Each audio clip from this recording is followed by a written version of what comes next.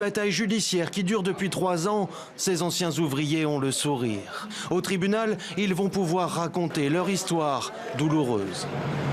24 mars 1976, tandis que dans la capitale, les généraux renversent par un coup d'État le gouvernement d'Isabel Perón, à quelques kilomètres de là, des militaires investissent l'usine de l'américain Ford.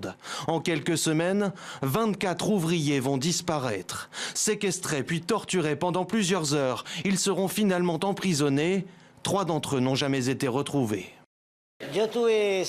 Nous avons tous été torturés avant qu'ils nous emmènent. Ensuite, pendant 60 jours, on m'a séquestré dans un centre de détention clandestin. Puis j'ai été détenu pendant 1 an par la junte militaire. Parmi les accusés, Pedro Müller, numéro 2 de l'usine, et Héctor Sibilia, chef de la sécurité à l'époque. Pour la partie civile, ces 2 hommes ont aiguillé les militaires dans leur traque des travailleurs connus pour leurs activités syndicales.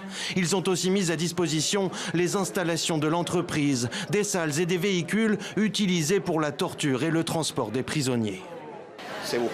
Ils ont cherché à augmenter les cadences et les profits en éliminant les revendications syndicales dans l'usine. Et pour y arriver, ils ont utilisé les forces militaires, la torture et les disparitions forcées.